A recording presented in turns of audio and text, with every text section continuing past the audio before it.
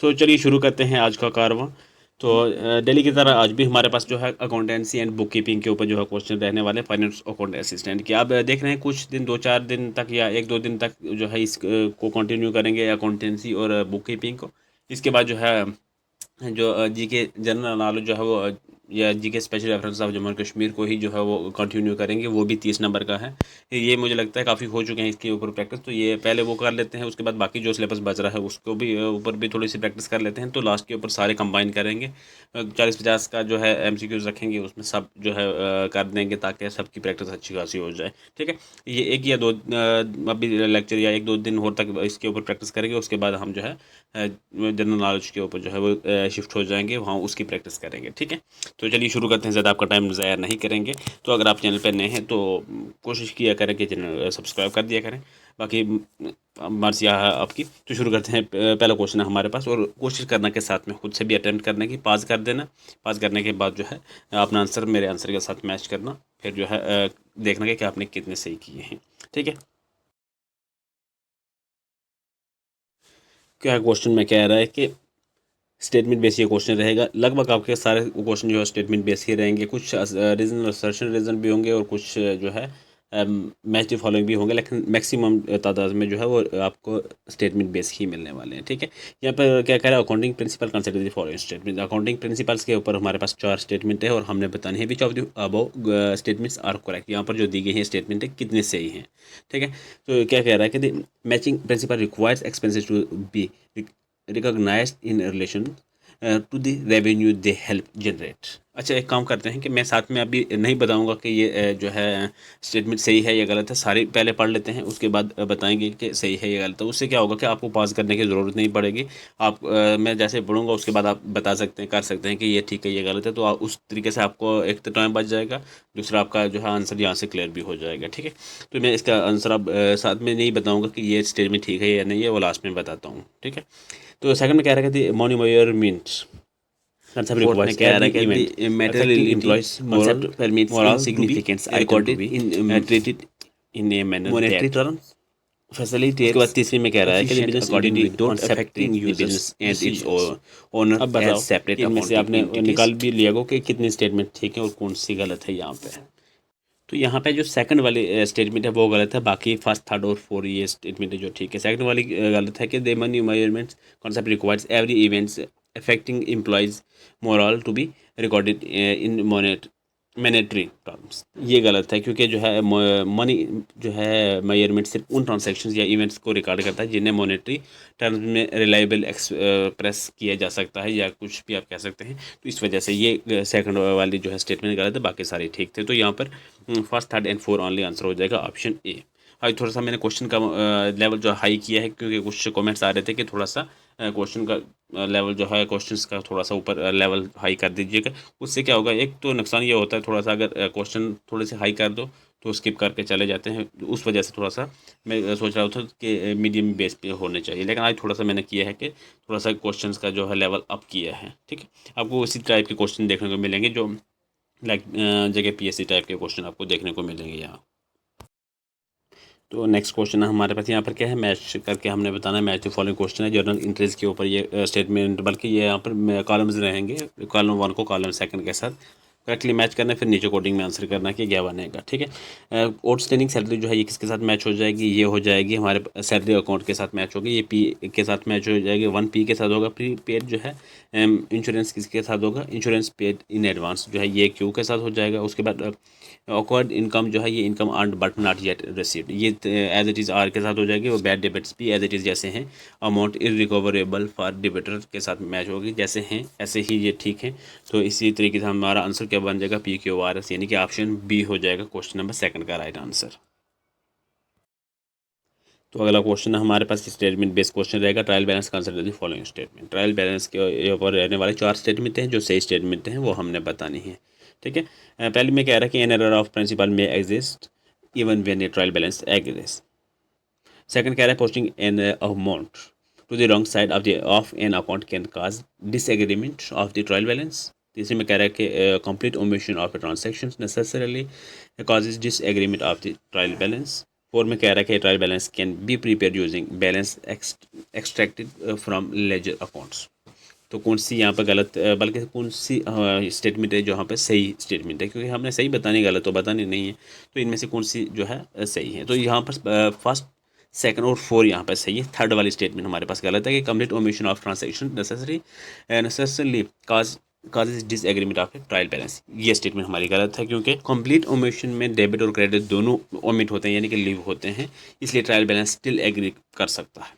इसके ऊपर हमने काफ़ी जो है पहले प्रैक्टिस की है, तो ये आसान होना चाहिए। ठीक है, तीसरी गलत है, बाकी फर्स्ट, सेकंड एंड फोर्थ ठीक है। तो आंसर हमारा बन जाएगा इस पर ऑप्शन सी राइट आंसर हो जाएगा इस क्वेश्चन नंबर 3 का। नेक्स्ट क्वेश्चन है हमारे पास question number 4 statement based question रहेगा बैंक रिकॉन्सिलेशन के ऊपर। ये सबसे यूनिक और आज तक जब जितने प्रैक्टिस हमने की है सबसे यूनिक क्वेश्चन ये रहने वाला है। सबसे पहले आप इसे पास करना कोशिश करना कि खुद से करना कि क्या आंसर बनेगा इसका। क्या कह रहा है यहाँ पे कि bank requirement shows a favourable balance of RS 48,000। The following items are identified. यहाँ पे 3 आइटम्स दिए हैं, इन्हें आइडेंटिफाई करके उसके बाद हमें स्टेटमेंट दिखानी है कि क्या स्टेटमेंट है। कि क्या कह रहा है यहाँ पर कि cheque issued but not presented 600 rupees. Okay, cheque deposit but not yet collected 400 rupees. Bank charges not recorded in cash book 500 rupees. अब जो है कंसिडर द फॉलोइंग स्टेटमेंट। अब यहाँ क्या करना है कि इन स्टेटमेंट में से हमने बताने कि कौन सी स्टेटमेंट ठीक है अकॉर्डिंग टू दिस। ये जो टर्म आइटम्स दिए हैं इनको आइडेंटिफाई करने के बाद हमने बताना है कि कौन सी स्टेटमेंट हमारी ठीक है और कितनी ठीक है। पहले में कह रहा है कि cheques issue but not presented generally cause the bank statement balance to exceed the cash book balance. Second कह रहा है, ये आपने बताना है, लास्ट में बताऊंगा पूरी पढ़ने के बाद। ठीक है, cheque deposit but not collected generally cause the cash book balance to exceed the bank statement balance. उसके बाद कह रहा है कि bank charges appears only in the bank statement reduce the cash book balance when recorded. उसके बाद कह रहा है कि all 3 items necessarily increase the cash book balance. अब बताओ कौन से यहाँ पर ठीक है, बल्कि हमने ठीक ही बतानी थी कितनी यहाँ पर स्टेटमेंट जो है ठीक है। देखिए यहाँ पर पहली, दूसरी, तीसरी ये तीनों ठीक स्टेटमेंट है। 4th स्टेटमेंट जो है यहाँ पर गलत दी गई है कि all 3 item necessary increase the cash book balance, क्योंकि जब बैंक चार्जेस बैलेंस को जो है वो कम करता है, इसलिए हम जो है तीनों को में जो है इजाफा नहीं कर सकते। सिर्फ ये गलत दी गई है। आंसर हमारा बनेगा 1, 2 एंड 3 ओनली। ऑप्शन डी इसका राइट हो जाएगा। नेक्स्ट क्वेश्चन है हमारे पास असर्शन और रीज़न हमारे पास ये रहने वाले हैं। क्या कह रहा है कि अकाउंटिंग इक्वेशन। यहाँ पे क्या है कि असर्शन में कह रहा है कि every business transaction has a dual effect on the accounting equation. ठीक है, ये असर्शन। रीजन में कह रहा है कि the accounting equation is based on the dual aspect concept of accounting. बिल्कुल ये भी ठीक है और ये एक्सप्लेन कर रहा है असर्शन को। इसी तरीके से हम आंसर भी करेंगे। Both assertion and reason are true and reason is correct explanation of assertion. Option A हो जाएगा क्वेश्चन नंबर 5 का राइट आंसर। तो नेक्स्ट क्वेश्चन है हमारे पास स्टेटमेंट बेस्ड क्वेश्चन रहेगा। डिप्रिशिएशन, ये फर्स्ट स्टेटमेंट है जो है वो रहने वाले। Consider the following statements which statements are correct. जो भी स्टेटमेंट करेक्ट है वो हमने बता देनी है। डिप्रिशिएशन पहले में कह रहा है depreciation is generally a systematic allocation of a the depreciable amount of an asset over its useful life. ठीक है, दूसरे में कह रहा है कि depreciation is charge only when the market value of an asset falls. ठीक है, उसके बाद तीसरे में कह रहा है कि depreciation is normally in non cash expense. ठीक है, चौथी में कह रहा है कि under the strength line method depreciation expense per period remains constant if there is no charge in relevant assumptions. ठीक है, अब बताओ कि कौन सी यहाँ पर सही स्टेटमेंट है जो हमने आंसर करना है। तो देखिए यहाँ पर फर्स्ट, थर्ड और फोर्थ जो है ये राइट हो जाएंगे। सेकंड वाली जो है स्टेटमेंट यहाँ पर गलत हो जाएगी, क्योंकि depreciation is charge only when the market value of an asset fail. ये गलत स्टेटमेंट है यहाँ पर। देखिए डिप्रिशिएशन अकाउंटिंग जो है एलोकेशन है, सिर्फ मार्केट वैल्यू डिक्लाइन पर डिपेंडेंट नहीं।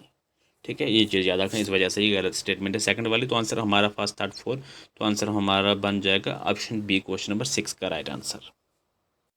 अगला क्वेश्चन हमारे पास ये यहाँ पर मैच द फॉलोइंग है। फाइनल अकाउंट्स के ऊपर जो है ये 2 कॉलम है, हमें जो करेक्ट मैच कर रहा है उससे हमने नीचे आंसर कर देना है कोडिंग में। क्या बनेगा, पहले एक्यूरेट इनकम जो है ये एसेट के साथ मैच हो जाएगी। आउटस्टैंडिंग एक्सपेंस जो है ये लाइबिलिटीज़ के साथ मैच हो जाएगा। प्रीपेड एक्सपेंस जो है ये एसेट के साथ मैच हो जाएगा ये भी। तो यहाँ पर इनकम रिसीव इन एडवांस जो है ये भी जो है ये लायबिलिटीज़ के साथ मैच हो जाएगी। ये जैसे हैं ऐसे ही जो है ये करेक्ट हो जाएंगे। आई थिंक ये ऐसा क्वेश्चन हमने पहले भी किया है, ये शायद क्वेश्चन ये रिपीट हुआ है। तो इसका आंसर हम जैसे हैं ऐसे ही हम इसको मान कर चलते हैं। तो इसका आंसर हो जाएगा PQRS। ऑप्शन बी इसका राइट हो जाएगा क्वेश्चन नंबर 7 का। आई थिंक ये क्वेश्चन हमने पहले से किया है और आज रिपीट हुआ है, क्योंकि ऐसे ही क्वेश्चन एक पहले सेम जो है कॉलम के साथ हमारे पास आया था। चलो कोई बात नहीं, दोबारा से एक रिवीजन हो गई इसकी। तो ऑप्शन बी इसका राइट हो जाएगा। तो नेक्स्ट क्वेश्चन हमारे पास ये स्टेटमेंट बेस्ड रहेगा। Partnership consider the following statement. Partnership के ऊपर ये है, ये स्टेटमेंटें रहने वाली 4 और हमने बताने हैं कि विच स्टेटमेंट्स आर करेक्ट। जो भी स्टेटमेंट है करेक्ट है वो हमने बता देनी है एज रूटीन।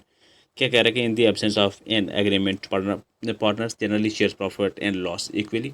सेकंड कह रहा है कि the partners is entitled to remuneration for taking part in the conduct of business in the absence of an agreement. Second हो गया। थर्ड में क्या रहा है, interest on a partner's loan is treated separately from interest on capital.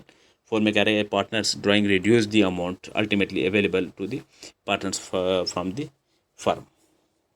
तो कौन सी यहाँ पे सही स्टेटमेंट हैं? जो गलत हैं वो तो बाहर हो जाएंगे, जो सही हैं वो कौन सी हैं? तो फर्स्ट, थर्ड, फोर ये सही हो जाएंगी। ऑप्शन सी इसका राइट आंसर हो जाएगा। सेकंड वाली स्टेटमेंट यहाँ पर गलत हो जाएगी, क्योंकि जो पार्टनरशिप एक्ट के डिफ़ॉल्ट रूल्स के अकॉर्डिंग पार्टनर को बिजनेस कंडक्ट करने के लिए जो है रेम्यूनरेशंस हो गया या फिर आप कह रहे हैं सैलरी के राइट्स जो है आप कह सकते हैं सिंपल में, तो वो ऑटोमेटिकली जो है उससे नहीं होते। ठीक है, उसे डिटेक्ट करने का राइट्स नहीं होते जब तक कि उसको कुछ एग्रीमेंट ना किया हुआ हो, ऐसे वो राइट्स नहीं होते। इस वजह से ये सेकंड वाली स्टेटमेंट यहाँ पर हमारी गलत है। फर्स्ट, थर्ड, फोर जो है हमारी राइट हो जाएगी। ऑप्शन सी क्वेश्चन नंबर 8 का राइट आंसर। नेक्स्ट क्वेश्चन है हमारे पास कॉस्ट अकाउंटिंग के ऊपर ये स्टेटमेंट रहेंगे। कंसिडर द फॉलोइंग, जो भी यहाँ पर दी गई हैं हमने बतानी है जो सही स्टेटमेंट है। ठीक है, prime cost generally consist of direct material, direct labour and direct expenses. Second कह रहा है कि factory overhead is included in prime cost. Third में कह रहा है conversion cost generally comprises direct labour and production overhead. Four कह रहा है कि selling and distribution overhead is normally included in factory cost. अब यहाँ पर बताएं कितनी स्टेटमेंट है यहाँ पर हमारी जो है वो सही हो जाएंगी। देखिए, पहली स्टेटमेंट ठीक है, दूसरी गलत है, तीसरी स्टेटमेंट ठीक है, फोर्थ वाले गलत है, सेकंड और फोर्थ गलत है, फर्स्ट और थर्ड ओनली जो है राइट हो जाएंगी। ऑप्शन ए इसका राइट होगा। जो फर्स्ट मतलब सेकंड वाली जो गलत है वो factory overhead is included is prime cost, ये जो है factory overhead is indirect production cost. ठीक है, इस वजह से ये गलत है। उसके बाद फोर्थ वाली गलत है हमारे पास, selling and distribution overhead is normally indicated in factory cost, ये भी गलत है। देखिए, सेलिंग हो डिस्ट्रीब्यूशन से overhead is not part of factory cost, इस वजह से गलत है। ठीक है, ऑप्शन ए क्वेश्चन नंबर 9 का राइट हो जाएगा। नेक्स्ट क्वेश्चन है हमारे पास, मैच द फॉलोइंग। यहाँ पर एडिट, यहाँ पर जो है कॉलम 1 को कॉलम 2 के साथ मैच करना है। मैच करके करेक्ट कोडिंग में जो भी आंसर बनेगा वो हमने नीचे ऑप्शन में देना है। वॉचिंग का जो है पहला किसके साथ मैच हो जाएगा, ये होगा एग्जामिनेशन ऑफ डॉक्यूमेंट्री एविडेंस के साथ मैच हो जाएगा, पी के साथ होगा। वेरिफिकेशन जो है एस्टेब्लिशिंग एग्जिस्टिंग एंड ओनरशिप, ये जो है क्यू के साथ हो जाएगा। इंटरनल कंट्रोल जो है ये system design to safeguard assets and ensure reliable operations. ठीक है, ये आर के साथ हो जाएगा, 3 आर के साथ होगा। और एडिट एविडेंस जो है information use by author in reaching conclusions, ये जैसे हैं ऐसे ही ठीक हैं। तो इसका आंसर हो जाएगा PQRS। तो ऑप्शन बी क्वेश्चन नंबर 10 का राइट आंसर बन जाएगा। नेक्स्ट क्वेश्चन है हमारे पास कैश बुक के ऊपर ये क्वेश्चन रहेगा। कंसिडर द फॉलोइंग स्टेटमेंट, यहाँ पे 4 स्टेटमेंट है जो सही है, हमने एज रूटीन वो बतानी है। पहले में क्या रहेगा, the bank column of the cash book में show a credit balance. Okay, second में कह रहा है कि the cash column of a cash book में show credit balance under normal circumstances. No, wrong है, ये cash in hand can not normally be negative. अच्छा सॉरी, आपने खुद करना था, चलो ये कोई बात नहीं, ये स्टेटमेंट सेकंड वाली गलत है। थर्ड में कह रहा है कि a contra entry affects both cash and bank columns. उसके बाद कह रहा है कि 4 में कह रहा है कि discount allows A recorded on the debit side of the discount column. तो कौन सी गलत है यहाँ, बल्कि कौन सी सही है यहाँ पर दी गई स्टेटमेंट है? तो यहाँ पर दूसरी ही गलत थी जो हमने पहले बता दी। तो फर्स्ट, थर्ड, 4 ये जो है सही स्टेटमेंट है। तो आंसर भी हमारा first, third and 4 only right हो जाएगा। ऑप्शन सी क्वेश्चन नंबर 11 का। नेक्स्ट क्वेश्चन हमारे पास स्टेटमेंट बेस्ड रहेगा, trading profit and loss account के ऊपर जो है ये 4 स्टेटमेंट रहेंगी, हमने बताने हैं कौन सी स्टेटमेंट है यहाँ पे सही स्टेटमेंट दी गई है। पहले में कह रहा है gross profit is calculated before detecting in direct expenses. Second कह रहा है ऑफिस सैलरी आज normally charge to the trading account. उसके बाद तीसरी में कह रहा है कि carriage inward is generally considered while determining the cost of goods available for sale. Fourth में कह रहा है commission receive is generally treated as an income in the profit and loss account. तो कितनी स्टेटमेंट है यहाँ पर ठीक है। देखिए फर्स्ट थर्ड एंड फोर ये ठीक हो जाएगी। सेकंड वाली गलत है कि ऑफिस सैलरी आज normally charge to the trading account, बिल्कुल गलत है। Office salary is an indirect expenses profit and loss account. Okay, second वाले स्टेटमेंट गलत है, बाकी सारी ठीक है। फर्स्ट थर्ड फोर ये ठीक हो जाएगा। तो first third four option A हो जाएगा क्वेश्चन नंबर 12 का राइट आंसर। नेक्स्ट क्वेश्चन हमारे पास असर्शन और रीज़न यहाँ पर रहेगा बजटरी कंट्रोल के ऊपर ये रहने वाले हैं। असर्शन में क्या रखे variance analyse is an important component of budgetary control, बिल्कुल ऐसा ही है। रीजन में क्या रखे variance analyse compares actual result with budgeted figures and helps management identifying deviations, बिल्कुल ठीक है। और ये एक्सप्लेन कर रहा है असर्शन को। ओके, बोथ ए असर्शन और reason are true and reason is correct explanation of assertion. Option A हो जाएगा क्वेश्चन नंबर 13 का राइट आंसर। नेक्स्ट क्वेश्चन है हमारे पास taxation consider the following statement. Taxation के ऊपर ये स्टेटमेंट बेस्ड क्वेश्चन रहने वाला है। जो स्टेटमेंट सही है वो हमने बतानी है। क्या कह रहा है कि direct tax is generally impose directly on the persons entity legally liable to pay it. Second कह रहा है कि indirect taxes are generally capable for of being shifted to another person. तीसरी में कह रहा है GST is classified as a direct tax, income tax is classified as a direct tax. यहीं से आंसर आपको मिल गया होगा। तो क्या कितने यहाँ पर सही है और कौन से गलत हैं हमारे पास। देखिए तीसरी स्टेटमेंट सामने दिखाई दे रही है कि गलत है। GST is a classified as a indirect tax, ठीक है, ये गलत स्टेटमेंट दी गई है। तीसरी सिर्फ गलत है, बाकी सारे ठीक है। First second and four only जो है वो राइट रहने वाली है। ऑप्शन सी क्वेश्चन नंबर 14 का राइट आंसर। नेक्स्ट क्वेश्चन है हमारे पास मैच द फॉलोइंग PFMS। यहाँ पर एक कॉलम को दूसरे कॉलम के साथ मैच करना है, उसके बाद हमने नीचे कोडिंग में आंसर कर देना है। तो क्या होगा कि PFMS जो है पी जो है वन जो है पी के साथ मैच कर जाएगा पब्लिक फाइनेंशियल मैनेजमेंट सिस्टम के साथ। ओके, CGA जो है ये कंट्रोलर जनरल ऑफ अकाउंट्स के साथ मैच हो जाएगा। डिपार्टमेंट ऑफ एक्सपेंडिचर जो है ये मिनिस्ट्री ऑफ फाइनेंस के साथ मैच हो जाएगा। PFMS फंक्शन जो है payment accounting and financial reporting support के साथ मैच होगा। तो ये एज इट इज़ जैसे हैं ये भी वैसे ही जो है वो ठीक हो जाएंगे। PQRS इसका आंसर हो जाएगा ऑप्शन बी क्वेश्चन नंबर 15 का। अगला क्वेश्चन है हमारे पास क्वेश्चन नंबर 16 ये रहने वाला सोशल अकाउंटिंग के ऊपर जो है हमारे पास कंसिडर द फॉलोइंग स्टेटमेंट रहने वाली चार, उनमें से जो सही है वो हमने बतानी है। पहले कह रहे हैं कि social accounting attempts to reports information concerning an organisation social cost and benefits. Second कह रहा है कि सोशल अकाउंटिंग में consider the impact of business activity on employees consumers and the wider community.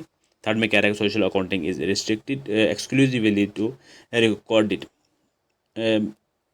Monitoring transactions between the business and its owner. उसके बाद four में कह रहा है कि social audit can be use to access whether an organisations activities are meeting specified social objective. तो यहाँ पर कौन सी स्टेटमेंटें जो है हमारी ठीक रहने वाली हैं। तो देखिए यहाँ पे सिर्फ हमारी एक तीसरी स्टेटमेंट गलत है। देखिए क्योंकि सोशल अकाउंटिंग सिर्फ बिजनेस और ओनर्स के बीच में होने वाली जो है मॉनेटरी ट्रांजैक्शंस को रिकॉर्ड करने तक लिमिटेड नहीं होता, ठीक है। इसका स्कोप काफ़ी बड़ा होता है। अगर मान लीजिए जो ऑर्गेनाइजेशंस की सोशल इम्पैक्ट्स की बात कर रहे हैं, एम्प्लॉयज़, कंज्यूमर्स, कम्युनिटी, सोशल जो सोसाइटी वगैरह पे जो है इसका काफ़ी अफेक्ट पड़ता है और इसको जो है उसमें कंसिडर कर सकती है। इस वजह से तीसरी स्टेटमेंट गलत है। फर्स्ट सेकंड एंड फोर हमारी यहाँ पर ठीक स्टेटमेंट है। तो डी इसका ऑप्शन हो जाएगा। फर्स्ट 2 एंड 4 ऑनली राइट हो जाएगा। क्वेश्चन नंबर 16 का ऑप्शन डी।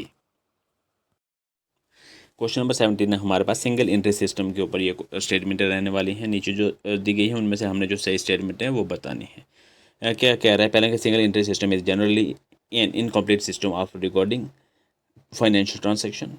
सेकंड कह रहा है कि it may not maintain complete record of all real and nominal accounts.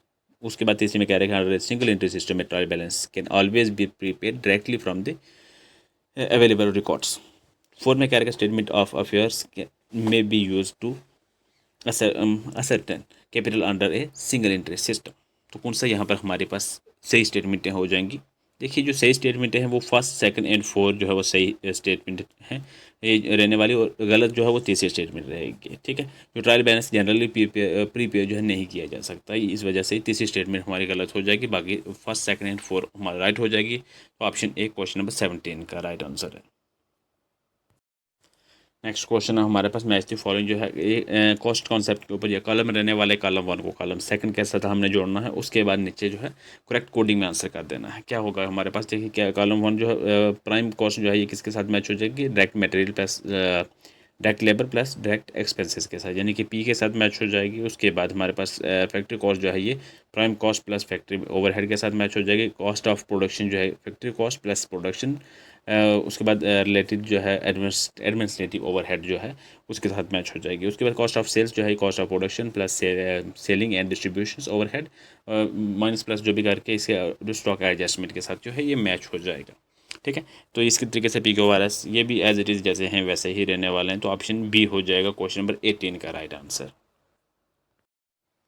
Next question है हमारे पास, ये यहाँ पर डेवलपमेंट इन अकाउंटिंग के ऊपर जो है ये स्टेटमेंट रहने वाले हमारे पास। कंसीडर द फॉलोइंग स्टेटमेंट, जहाँ पर 4 दी गई हैं उनमें से हमने जो सही स्टेटमेंट है वो बताने हैं।